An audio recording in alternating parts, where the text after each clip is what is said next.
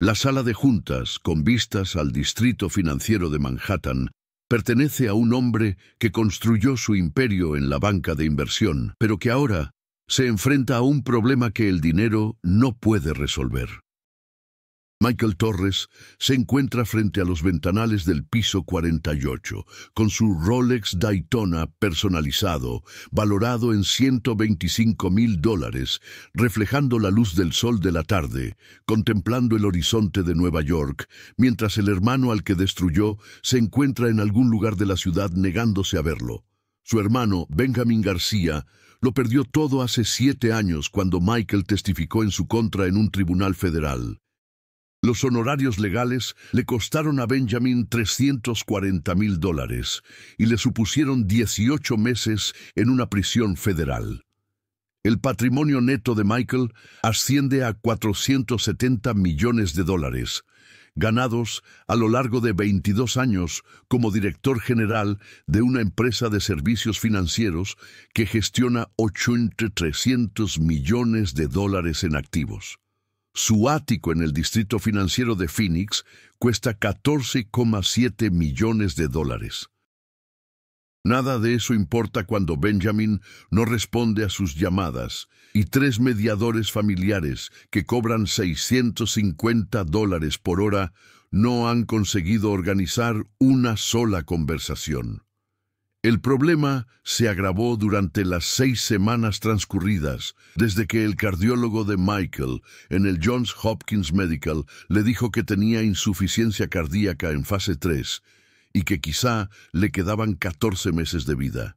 El diagnóstico costó $127,000 en pruebas. El seguro de Michael cubrió la mayor parte, pero no todo. Desde que supo que se estaba muriendo, Michael ha intentado ponerse en contacto con Benjamin a través de abogados, antiguos amigos y su anciana madre, que vive en Brickell, Miami. Benjamin rechazó todos los intentos. Michael contrató a la doctora Keisha Washington, una especialista en reconciliación familiar que cobra $650 por hora y que lleva 7 semanas intentando ponerse en contacto con Benjamin. Tu hermano no quiere reconciliarse porque el daño que le causaste fue demasiado grave, explica la doctora Washington durante la consulta en la oficina de Michael. Testificaste en un tribunal federal que Benjamin cometió un fraude bursátil, sabiendo que eso lo destruiría. Cumplió 18 meses de prisión. Su carrera terminó. Su matrimonio se derrumbó. No puede perdonar eso a través de la mediación. Entonces, ¿qué hago?, dice Michael, con la desesperación traspasando su tono ejecutivo controlado. Me estoy muriendo. Necesito que me perdone antes de que sea demasiado tarde. El perdón no es algo que pueda negociar en su nombre, señor Torres. Benjamin necesita un arrepentimiento sincero, no una reconciliación comprada. Necesita creer que usted comprende la magnitud del daño que causó. Eso no es algo que los terapeutas puedan fabricar. El director financiero de Michael, un hombre llamado Joseph Nguyen, trae los documentos actualizados de la planificación patrimonial. Michael quiere dejarle a Benjamin $235 millones, la mitad de su fortuna. Los abogados dicen que Benjamin ni siquiera responderá a la oferta. Si Michael no consigue el perdón antes de morir, se llevará esa culpa a la tumba. Es entonces cuando Michael lo ve por primera vez, un hombre sin hogar, en la plaza de carga del edificio, 48 pisos más abajo, visible a través de las ventanas de la oficina. El hombre tiene unos 52 años. Es latino y lleva ropa que ha pasado por demasiados inviernos. Está mediando en una disputa entre otros 2 indigentes cerca de la entrada de la plaza, y su presencia tranquila de alguna manera calma la tensión. Michael lo descarta de inmediato. Tiene que asegurarse el perdón de Benjamin. El enfrentamiento tiene lugar a las 4:52 p.m., cuando Michael baja para reunirse con su abogado inmobiliario. El hombre sin hogar está sentado en un banco de la plaza leyendo una Biblia gastada. Su insignia de voluntario dice Carlos Rodríguez. ministerio de la calle. Es delgado, pero se comporta con una dignidad inesperada, con el cabello canoso cuidadosamente recortado y unos ojos que muestran una sabiduría que las circunstancias no han borrado. Cuando Michael pasa por delante, suena su teléfono. El doctor Washington le da la noticia que tanto temía. «Señor Torres, he hablado con Benjamin esta mañana. Me ha dicho que le diga que ninguna cantidad de dinero comprará el perdón por enviarlo a la cárcel para salvar su propia carrera. Ha dicho, mi hermano eligió su fortuna antes que a mí, ahora puede morir con su fortuna. Recomiendo que cesemos los intentos de reconciliación». Michael se detiene. Las palabras le golpean como un impacto físico. Su hermano prefiere dejarlo morir sin perdonarlo antes que aceptar una disculpa. «Eso es inaceptable», dice Michael. «Es mi hermano. Tiene que perdonarme». «Con el debido respeto, señor Torres, él no tiene que hacer nada. Usted destruyó su vida para proteger su carrera. El perdón no es transaccional. No se puede comprar como sus otras adquisiciones». Michael termina la llamada, con las manos temblorosas por la impotente vergüenza. Ha amasado $470 millones, pero no puede comprar lo único que importa. Ofrece $235 millones, pero no consigue el perdón. Carlos Rodríguez habla desde el banco con una voz que transmite una comprensión inesperada. Parece que alguien está tratando de comprar el perdón por algo que el dinero no puede arreglar. Michael se gira con una mirada de irritación. «¿Perdón?» «He oído su conversación», dice Carlos con calma. «Su hermano no le perdona porque usted le traicionó cuando más le importaba, y ahora está intentando comprar el perdón con dinero en lugar de ganárselo con un arrepentimiento sincero». El guardia de seguridad de la plaza se acerca a ellos, pero Michael le hace un gesto para que se aleje, porque algo en el tono de Carlos sugiere reconocimiento en lugar de intrusión. «Con todo respeto», dice Michael con frialdad, «mi relación con mi hermano no es asunto suyo». «Tiene razón», asiente Carlos. «Pero sé lo que parece cuando la gente intenta comprar el perdón y fracasa porque trata la reconciliación como una transacción en lugar de como una transformación. Sé cómo ayudar a la gente a ganarse el perdón genuino, no el comprado, sino el verdadero». El rostro de Michael se enrojece por la ira nacida de 6 semanas de desesperación. «Espera un momento. ¿Eres un hombre sin hogar que da consejos sobre el perdón? Estás muy equivocado si crees». «Te estoy diciendo la verdad», le interrumpe Carlos con suavidad. «Tu hermano necesita ver un arrepentimiento genuino, no una compensación económica. Alguien que entienda que el perdón requiere que te conviertas en alguien digno de él, no alguien que ofrece dinero para evitar mejorar. Eso no es algo que los mediadores puedan enseñar. Es algo que o bien sabes por experiencia propia o bien no sabes». Las palabras calan con incómoda precisión. Michael mira fijamente a este desconocido sin hogar que de alguna manera ha identificado su exacto fracaso al escuchar a medias una conversación. «¿Quién eres?», pregunta Michael, con la incertidumbre sustituyendo a la ira. Lo que Michael no sabe es que Carlos Rodríguez pasó 19 años como mediador de justicia restaurativa, especializado en la reconciliación entre familiares distanciados, antes de perderlo todo por circunstancias que hicieron invisible su experiencia. Y en los 11 meses que lleva sin hogar, ha aprendido más sobre el perdón genuino que lo que cualquier credencial podría enseñarle. La pregunta es si la desesperación de Michael Torres superará sus suposiciones lo suficiente como para escuchar cuando la sabiduría habla desde la fuente más inesperada. Carlos Rodríguez se encuentra cerca del banco de la plaza de carga en el distrito financiero de Manhattan. observando a Michael Torres procesar sus palabras sobre el perdón con la expresión incómoda de alguien que se enfrenta a una verdad que ha estado evitando. Sus manos permanecen firmes a pesar de saber lo que se avecina. Ha sido rechazado por personas más ricas en circunstancias más cómodas, pero su mente se acelera con un reconocimiento que no se calma. Cuando Michael mencionó que Benjamin rechazó $235 millones porque ninguna cantidad de dinero puede comprar el perdón, cuando la voz del Dr. Washington discutió cómo el perdón no es transaccional, Carlos vio el patrón. La firma específica del intento de reconciliación a través de la compensación en lugar del arrepentimiento genuino. El recuerdo desbloquea algo que Carlos ha mantenido enterrado durante 9 años, transportándolo de vuelta a su práctica de mediación de justicia restaurativa en el sur de Chicago en 2013, donde los centros comunitarios albergaban a mediadores que trabajaban con familias distanciadas, cuyas divisiones eran tan profundas que la terapia tradicional no podía salvarlas. En aquel entonces, Carlos tenía 19 años de experiencia en mediación de justicia restaurativa, especializándose en la reconciliación entre miembros de familias separados por traiciones, actos delictivos y daños irreparables.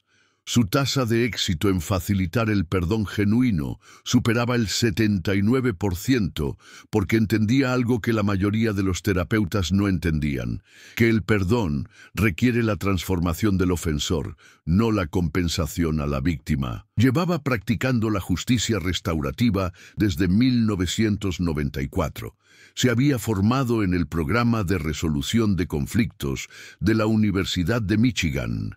Había completado una certificación especializada en mediación para la reconciliación familiar y se había labrado una reputación por enseñar a la gente que ganarse el perdón significaba convertirse en alguien digno de él, en lugar de comprar la absolución. El recuerdo se agudiza con dolorosa claridad. 2 hermanos llamados James Miller y Kevin O'Brien llegaron a la consulta de mediación de Carlos en Chicago en abril de 2013, separados por el testimonio de James en un caso de fraude que envió a Kevin a la cárcel durante 24 meses. James quería la reconciliación. Kevin no quería tener nada que ver con él. Carlos pasó 9 meses trabajando con James, enseñándole que la reconciliación requería una transformación genuina, reconocer todo el peso del daño causado, aceptar que el perdón no se podía exigir ni comprar, convertirse en alguien cuyo carácter volviera a merecer la confianza. James hizo el trabajo. Kevin finalmente lo perdonó. Los hermanos se reconciliaron, hasta que el propio hijo de Carlos, David Kim, de 17 años, murió atropellado por un conductor ebrio en junio de 2016. Carlos no estaba conduciendo, estaba mediando en una sesión familiar cuando llamó al hospital, y al llegar encontró a su hijo entre 2 adolescentes muertos por una colisión con un conductor que había estado bebiendo durante 6 horas. David murió en el impacto sin saber que su padre no estaba allí. Carlos intentó continuar con su práctica de mediación, pero el dolor lo consumió de la misma manera que consumía a las familias a las que aconsejaba. Tomó una licencia por duelo que se prolongó de semanas a meses. Su certificación de mediación caducó cuando no pudo pagar la cuota de renovación de $420 durante el desempleo. Su esposa lo dejó. Su apartamento de Chicago fue embargado tras 8 meses sin ingresos. En 2017 se quedó sin hogar, vagando entre ciudades, trabajando como voluntario en un ministerio callejero porque ayudar a los demás era lo único que daba sentido a la muerte de David. La luz de la tarde en la plaza lleva a Carlos de vuelta a Manhattan en 2025, donde Michael Torres lo mira con confusión que se convierte en cautelosa desesperación. Carlos respira hondo y toma una decisión que no había tomado en 9 años. Hablar sobre la experiencia que el dolor destruyó, pero no borró. «Espere», dice Carlos, con una voz que transmite la autoridad que enterró con David. «Señor Torres, déjeme ser claro. Pasé 19 años como mediador de justicia restaurativa especializado en la reconciliación familiar tras una traición. He trabajado con 106 familias en las que un miembro destruyó a otro y quería perdón. Perdí a mi propio hijo a los 17 años por una violencia que no pude evitar. Entiendo lo que necesita su hermano porque he vivido ambos lados de esto. Ayudar a las personas a ganarse el perdón y ser la persona que necesitaba perdonar». La expresión de Michael se endurece. ¿Espera que crea que un hombre sin hogar es mediador familiar? Deben entender que le pago al Dr. Washington $650 la hora por sus credenciales reales. Estaba certificado, interrumpe Carlos con suavidad. Carlos Rodríguez, especialista en justicia restaurativa de la Universidad de Michigan. Perdí mi certificación cuando no pude pagar la renovación después de que mataran a mi hijo y el dolor destruyera mi capacidad para trabajar. No soy indigente porque carezca de experiencia. Soy indigente porque la pérdida me lo quitó todo, igual que te está quitando tu última oportunidad con Benjamín. Porque estás tratando de comprar el perdón en lugar de ganártelo. La plaza se queda en silencio. 1 segundo, 2, 3. Joseph Nguyen aparece, atraído por las voces elevadas. «Señor, ¿va todo bien? Espera», dice Michael sacando su teléfono. Carlos Rodríguez, mediador de justicia restaurativa de Chicago. Sus ojos se agrandan. Hay un Carlos Rodríguez en los registros de mediación de Illinois, de 1994 a 2016, especializado en reconciliación familiar, certificación caducada en 2016. «Soy yo», confirma Carlos. «No era un mal mediador, era un padre afligido que no podía funcionar después de perder a mi hijo. Así que he pasado 9 años sin hogar, viendo cómo mi experiencia se volvía inútil porque el sistema no contrata a mediadores que hayan experimentado el trauma que tratan. El personal de seguridad de la plaza interviene. Lo he visto mediar en disputas aquí durante meses. La gente lo escucha. Sabe cómo ayudar a las personas a perdonar. Te estoy diciendo la verdad», dice Carlos. «Benjamín necesita ver una transformación genuina, no una compensación económica. Necesita que te conviertas en alguien cuyo carácter merezca el perdón, alguien que reconozca todo el peso del daño que causaste, que acepte que quizá nunca te perdone y que aún así se transforme porque es lo correcto. Pero tienes que decidir si estás lo suficientemente desesperado como para hacer el trabajo real en lugar de intentar comprar lo que no se puede comprar». El reto se hace realidad a las 10:47 a.m. Y cuando Michael Torres lleva a Carlos Rodríguez a un lugar neutral, una sala de conferencias del edificio federal de Manhattan, donde Benjamín García ha aceptado a regañadientes celebrar una reunión. El edificio no le cuesta nada a los contribuyentes, pero representa el mismo sistema judicial en el que el testimonio de Michael destruyó a Benjamín hace 7 años. «Tienes 90 minutos», dice Michael al entrar en la austera sala de conferencias. «Si Benjamín responde a tu propuesta, continuaremos.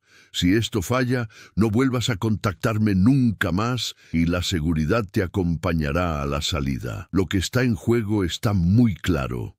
Demostrar su experiencia o perder la única oportunidad de facilitar la reconciliación entre hermanos separados por la traición». Joseph Nguyen observa para documentar, tomando notas en su tableta. La seguridad de la plaza que los llevó es testigo de esta improbable intervención. La doctora Keisha Washington llega 18 minutos más tarde, profesionalmente escéptica sobre lo que un exmediador sin hogar podría lograr donde sus credenciales de reconciliación familiar fracasaron.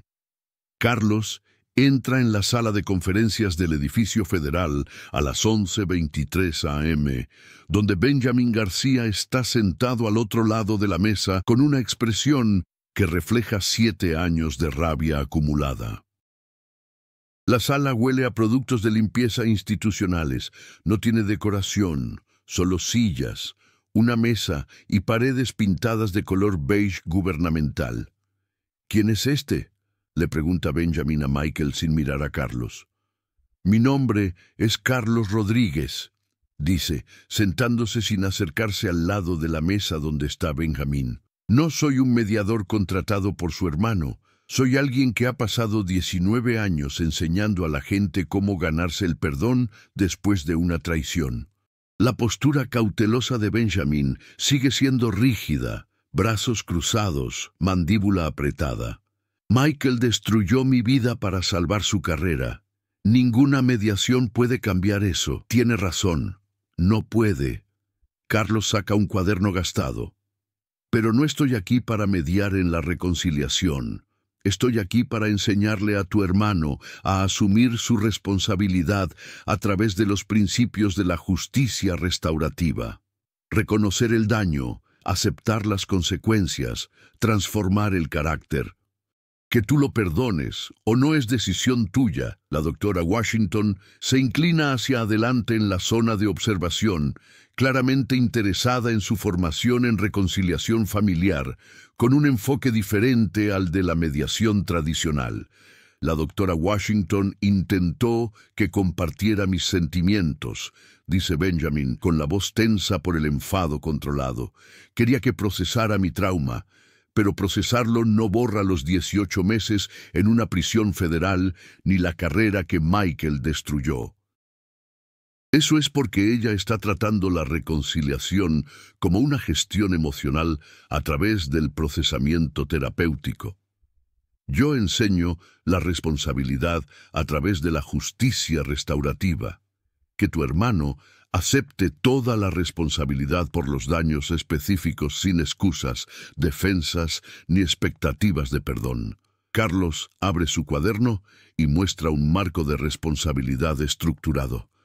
¿Quieres ver si es capaz de hacerlo? Por primera vez en 7 años, Benjamin mira directamente a su hermano con una expresión que mezcla una esperanza desesperada por la responsabilidad y un escepticismo protector. Está bien. Carlos comienza con el primer principio de la justicia restaurativa, el inventario de reconocimiento de daños. Michael, dile a Benjamin todas las formas específicas en que tu testimonio le perjudicó, sin generalizaciones, consecuencias específicas con números, plazos y detalles. Michael duda, claramente incómodo. Yo testifiqué que cometiste un fraude bursátil. Fuiste a la cárcel durante 18 meses. Te costó $340,000 en honorarios legales. Tu esposa te dejó. Tu carrera terminó. Espera, dice la doctora Washington, revisando sus notas de mediación de 7 semanas de intentos de reconciliación. La especificidad de la responsabilidad de Michael acaba de aumentar drásticamente. En nuestras sesiones utilizaba un lenguaje vago como «te hice daño». Ahora está cuantificando daños específicos, plazos, costos financieros, consecuencias relacionales. Esa es la metodología de inventario de daños de la justicia restaurativa. Carlos continúa, pidiendo a Michael que reconozca el daño emocional, el daño a la reputación, las oportunidades perdidas, cada uno con detalles específicos. Michael describe la trayectoria profesional destruida de Benjamin, las relaciones terminadas, el impacto en la salud mental durante el encarcelamiento, el estigma social de la condena penal. Eso es correcto según los marcos de la justicia restaurativa, confirma la doctora Washington. El reconocimiento del daño requiere que el infractor articule las pérdidas de la víctima en términos concretos. Michael está demostrando un nivel de responsabilidad que yo no pude lograr a través de la terapia de reconciliación. La rígida postura de Benjamin cambia ligeramente. Los hombros se le caen al escuchar un reconocimiento específico del daño, en lugar de vagas disculpas. Ahora viene la parte difícil, dice Carlos. Michael, explica por qué testificaste contra Benjamin. La verdadera razón, no lo que te dijiste a ti mismo para sentirte mejor. Michael palidece, le tiemblan las manos. Yo testifiqué porque el fiscal federal amenazó con investigarme también. Tenía pruebas que podrían haber exonerado a Benjamin, pero proporcionarlas habría puesto al descubierto mis propias infracciones normativas. Así que lo sacrifiqué para proteger mi carrera y mi riqueza. La sala de conferencias queda en absoluto silencio. 1 segundo, 2, 3, 4. Joseph Nguyen se queda con la boca abierta. El doctor Washington deja de escribir. Los guardias de seguridad de la plaza se quedan mirando. Los ojos de Benjamin se llenan de lágrimas por primera vez en 7 años. Acaba de admitir una culpabilidad que nunca había reconocido. Dice el doctor Washington en voz baja. En 7 semanas de mediación, Michael mantuvo que testificó con sinceridad y arrepentimiento. Acaba de confesar que, a sabiendas, eligió su fortuna por encima de su hermano. Eso es responsabilidad total. Benjamin mira a Carlos con una expresión que mezcla sorpresa y cautelosa validación. ¿Cómo conseguiste que lo admitiera? Carlos se mantiene concentrado, humilde. La justicia restaurativa exige que los infractores reconozcan su motivación egoísta, no solo el resultado lamentable. Tu hermano no puede ganarse el perdón fingiendo que cometió un error honesto. Tiene que admitir que tomó una decisión egoísta. Joseph Nguyen registra la reacción de Benjamin en su tableta. El cambio de una ira rígida a un dolor vulnerable. El primer reconocimiento de que su hermano está asumiendo una responsabilidad genuina. La grieta en la coraza construida durante 7 años para protegerse de la esperanza. La sala de conferencias del edificio federal se llena de una frágil posibilidad, incierta, quebradiza, pero innegablemente diferente de la terapia de reconciliación de $650 por hora que nunca logró este nivel de verdad. La transformación de Michael Torres durante los 12 días siguientes se desarrolla con la precisión sistemática de la justicia restaurativa aplicada por alguien que entiende que la responsabilidad significa hacerse digno del perdón en lugar de comprarlo. A las 3:18 p.m. del 9º día de la intervención de Carlos Rodríguez, que trabaja pro bono mientras duerme en refugios de Manhattan, Michael se sienta frente a Benjamin en la sala de conferencias del edificio federal y completa una declaración de responsabilidad por escrito en la que detalla todos los daños que causó, sin excusas, sin justificaciones, solo con la verdad. La sesión tiene lugar en la misma austera sala del gobierno, donde Carlos ha estado entrenando a Michael diariamente en ejercicios de justicia restaurativa de 90 minutos. La doctora Keisha Washington observa y documenta una transformación que contradice todo lo que su formación en reconciliación familiar predijo sobre los plazos de desarrollo de la responsabilidad. Benjamin. Michael quiere compartir lo que ha escrito, dice Carlos con delicadeza. A Michael le tiemblan las manos mientras lee en voz alta una carta de 3 páginas en la que reconoce daños específicos, admite motivaciones egoístas, acepta que no merece el perdón y se compromete a transformar su carácter independientemente de la respuesta de Benjamin. La carta no contiene autocompasión, ni minimización, ni peticiones, solo responsabilidad. Michael Torres se queda completamente sin palabras cuando llega la respuesta de Benjamin, y todo su cuerpo se paraliza mientras las lágrimas corren por el rostro de su hermano. Los ojos de Michael se agrandan en una extrema cámara lenta, con las pupilas dilatadas por el reconocimiento visceral de que 9 días de responsabilidad genuina lograron lo que 235 millones de dólares no pudieron. Su mandíbula se abre y su boca se mueve en silencio mientras intenta procesar la magnitud de las palabras de Benjamin. El color se desvanece del rostro de Michael tan completamente que Joseph Nguyen se mueve instintivamente hacia adelante pensando que necesita atención médica. La sangre literalmente huye de sus rasgos hasta que su piel se ve gris bajo la luz fluorescente.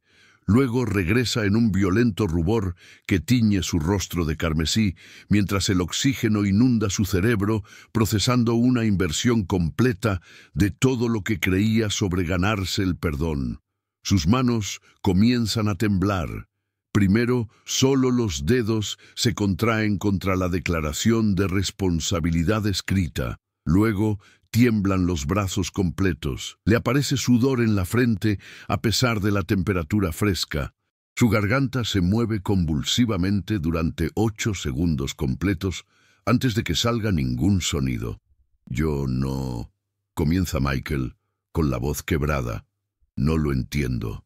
Pensaba que ofrecerte la mitad de mi fortuna era la respuesta. No entendía que convertirme en alguien digno de tu perdón era más importante que cualquier cantidad de dinero». La sala de conferencias permanece en absoluto silencio durante 4 compases. 1, 2, 3, 4, mientras todos procesan lo que acaba de suceder. Entonces, el doctor Washington jadea, inspirando bruscamente. «Dios mío, Benjamin acaba de decir que está dispuesto a empezar a considerar el perdón. En 7 semanas de mediación para la reconciliación, rechazó todos los intentos». La metodología de justicia restaurativa de Carlos ha logrado en 9 días lo que yo no pude conseguir en casi 2 meses. Joseph Nguyen graba con su tableta, capturando el momento en que Benjamin pronunció palabras de posible perdón condicional. La declaración de responsabilidad que Michael escribió, mostrando una transformación genuina. La relación fraternal que comienza a sanar donde las ofertas económicas no lograron nada. «¿Cómo lo has hecho?», le pregunta Michael a Carlos, con una voz que mezcla asombro y vergüenza. La doctora Washington, con todas sus credenciales, no pudo llegar a él. «Tú has sido una persona sin hogar y me has enseñado que la transformación del carácter importa más que la compensación económica». «¿Cómo?». Carlos no sonríe, no celebra. Solo muestra la tranquila satisfacción de alguien que ha utilizado la única habilidad que le queda. «Te enseñé lo que los mediadores no pueden enseñar, que el perdón no se compra con una compensación, sino que se gana convirtiéndose en alguien cuyo carácter vuelve a merecer la confianza. Benjamin no necesitaba tu dinero, necesitaba verte transformarte en alguien que valora más hacer lo correcto que proteger la riqueza». La verdad completa sale a la luz cuando Carlos explica exactamente lo que reconoció en la llamada telefónica de Michael desde la plaza hace 12 días. Un hombre tan centrado en comprar la absolución que no podía proporcionar la responsabilidad que Benjamin necesitaba desesperadamente. Carlos vio el mismo patrón que había tratado en 106 familias en las que los infractores intentaban comprar el perdón en lugar de ganárselo mediante la transformación del carácter. A los 2 minutos de escucharte, supe que Benjamin necesitaba una responsabilidad genuina, no una compensación económica, explica Carlos. La doctora Washington es excelente en la terapia de reconciliación, pero estaba facilitando el procesamiento emocional cuando Benjamin necesitaba justicia restaurativa. Ver que usted reconocía el daño sin excusas, admitía su motivación egoísta y se transformaba independientemente de si él le perdonaba. El dinero no puede comprar eso. La doctora Keisha Washington interviene. Su formación profesional le obliga a reconocerlo. En mis 16 años de práctica de la reconciliación familiar, nunca he visto que un distanciamiento tan grave comenzara a sanar tan rápidamente. Las investigaciones sugieren que las rupturas familiares basadas en la traición requieren un mínimo de 12 meses de mediación intensiva. El señor Rodríguez logró un gran avance en 9 días, porque tiene algo que yo no tengo: experiencia en enseñar la transformación de la responsabilidad, que yo solo he estudiado teóricamente. Michael se derrumba emocionalmente, con lágrimas en los ojos, mientras sostiene la declaración de responsabilidad que ha escrito. Sus $470 millones no significaban nada en comparación con 9 días de aprender a valorar el carácter por encima de la compensación, a aceptar que Benjamin quizá nunca lo perdonara, pero transformándose de todos modos porque era lo correcto. Casi muero sin ser perdonado porque no entendía que comprar la absolución no es lo mismo que ganársela, dice Michael con voz entrecortada. El hombre sin hogar al que rechacé me enseñó a ser digno de perdón cuando el mediador al que pagué no pudo hacerlo.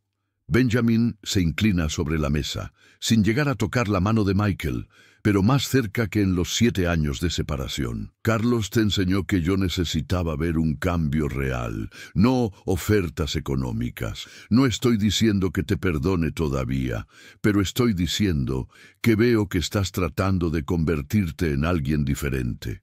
La sala de conferencias del edificio federal se llena de testigos del comienzo de la transformación. Joseph Nguyen, documentando el avance, la doctora Washington, revisando su enfoque terapéutico, el guardia de seguridad de la plaza, comprendiendo que el hombre sin hogar, al que casi escoltó fuera, facilitó la reconciliación que la costosa mediación estaba destruyendo. Y Michael Torres se sienta devastado y agradecido al mismo tiempo, observando a Carlos Rodríguez, el hombre sin hogar al que despidió, el mediador que lo perdió todo por el dolor, el experto cuyos conocimientos le enseñaron la responsabilidad, y sabiendo que llevará consigo estos 9 días como el mayor regalo que nadie le ha dado jamás. La historia de lo que ocurrió en el edificio federal se difunde entre los círculos de reconciliación familiar estadounidenses, como un caso de estudio sobre por qué la experiencia vivida crea resultados que la formación clínica por sí sola no puede lograr. El perdón gradual de Benjamin García se desarrolla a lo largo de 8 meses de trabajo continuo de responsabilidad, en los que Michael y Benjamin se reúnen semanalmente para sesiones de justicia restaurativa, hasta que Benjamin pronuncia las palabras que Michael pensaba que nunca escucharía: te perdono. Michael crea el Fondo de Justicia Restaurativa David Kim, con una dotación inicial de $8 millones que lleva el nombre del hijo de Carlos y que ofrece mediación gratuita para la reconciliación de familias separadas que no pueden permitirse la terapia, cubre los gastos de los profesionales de la justicia restaurativa sin hogar que buscan recuperar sus credenciales y apoya programas de sanación basados en la responsabilidad en todo el país. El fondo emplea específicamente a mediadores que anteriormente eran personas sin hogar junto con terapeutas acreditados. Carlos acepta un puesto creado por Michael, director de servicios de justicia restaurativa en un nuevo centro de reconciliación familiar en Manhattan, donde trabaja junto a la doctora Keisha Washington, combinando la terapia clínica con la mediación basada en la responsabilidad. Su salario es de $82,000 anuales, más un subsidio de vivienda que cubre un apartamento de un dormitorio cerca del centro. En 48 horas, se muda del albergue de Manhattan, donde había vivido durante 11 meses. La transformación se convierte en una reforma sistémica en la forma en que la reconciliación familiar aborda el distanciamiento tras una traición. El centro implementa el Protocolo de Responsabilidad Primero, que exige que toda mediación familiar incluya principios de justicia restaurativa junto con el procesamiento terapéutico, identificando a 13 mediadores que anteriormente se encontraban sin hogar, con experiencia en reconciliación, y creando vías para volver a la práctica certificada. El protocolo revisa 47 casos activos de distanciamiento familiar y descubre que 32 se centran exclusivamente en el procesamiento emocional, cuando lo que se necesita primero es una transformación de la responsabilidad. El centro redirige $520,000 en costos de intervención clínica hacia la formación en justicia restaurativa, y las tasas de éxito de la reconciliación familiar aumentan un 59% en 9 meses. La relación entre Michael y Benjamin se convierte en un modelo de lo que se puede lograr en la reconciliación familiar cuando los infractores se ganan el perdón a través de la transformación del carácter en lugar de la compensación económica. Michael completa su trabajo de responsabilidad, dona $235 millones a causas benéficas seleccionadas por Benjamin y centra el tiempo que le queda no en la riqueza, sino en ser alguien cuyo carácter merezca la confianza de su hermano. Su insuficiencia cardíaca en fase 3 progresa, pero lleva consigo la paz de saber que Benjamin le perdonó. Los meses siguientes transforman la forma en que Michael Torres entiende el éxito y la redención. Pasa de ser director general activo a presidente asesor de su empresa de servicios financieros, reduciendo su patrimonio neto de $470 millones a $437 millones a través de donaciones benéficas, pero ganando la relación con Benjamin que sus prioridades anteriores le impedían. Aprende que la transformación del carácter importa más que cualquier logro financiero. Carlos Rodríguez trabaja 4 días a la semana como director de servicios de justicia restaurativa, dirigiendo un equipo de 6 mediadores que él mismo reclutó, todos ellos antiguos practicantes de la reconciliación sin hogar que perdieron sus credenciales por tragedias personales. Su enfoque combina la formación de la Universidad de Michigan con la sabiduría adquirida al perder a David, y su tasa de éxito en facilitar el perdón genuino supera el 73% porque comprende tanto la teoría de la mediación como la pérdida personal. La doctora Keisha Washington permanece en el centro de reconciliación, pero su enfoque terapéutico se transforma tras presenciar la intervención de Carlos. Implementa protocolos basados en la responsabilidad que incorporan a los sobrevivientes de traumas en la planificación de la mediación. Reconoce los límites de la formación clínica cuando enseña principios que no ha practicado personalmente y desarrolla un programa adoptado por 22 consultorios de terapia familiar en todo el país. 10 meses después de que Carlos interviniera en la plaza de Manhattan, Michael regresa al mismo lugar donde rechazó por primera vez a un hombre sin hogar que le ofrecía consejos no solicitados sobre el perdón. Se para en la plaza de carga, donde Carlos leía su Biblia, pero ahora el recuerdo se ve diferente. Su comprensión de la redención y el valor se transformó al aprender que el carácter es más importante que la compensación. Carlos está a su lado distribuyendo información sobre el Fondo de Justicia Restaurativa, David Kim, a familias que se enfrentan al distanciamiento tras una traición, ya no invisible con su gastada insignia de voluntario, sino reconocido con el uniforme del personal del Centro de Reconciliación que refleja su carrera restaurada. Sin embargo, sigue teniendo la misma sabiduría en materia de mediación que poseía cuando era una persona sin hogar, un recordatorio de que la experiencia existía antes de que nadie la reconociera, de que la tragedia personal no borra la competencia profesional, de que el valor no viene determinado por las circunstancias, sino por si el conocimiento sobrevive a las pérdidas que destruyen todo lo demás. Solía pensar que ofrecer a mi hermano la mitad de mi fortuna era la respuesta para ganarme su perdón. reflexiona Michael. Ahora sé que convertirse en alguien cuyo carácter merece el perdón es más importante que cualquier cantidad de dinero.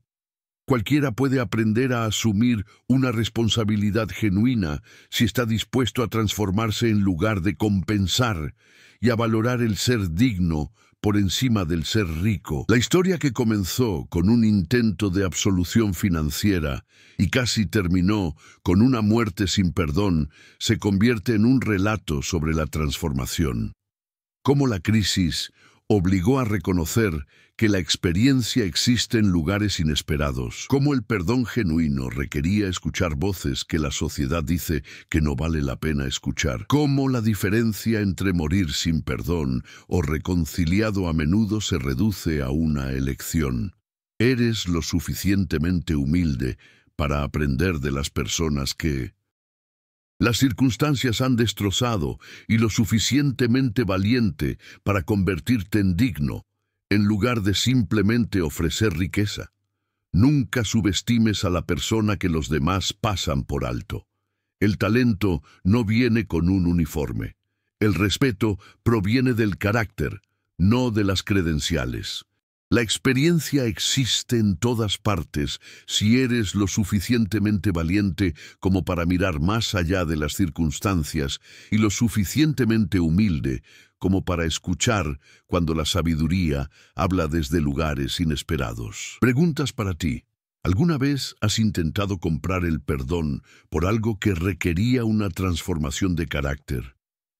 ¿Quién en tu vida merece un reconocimiento que no está recibiendo?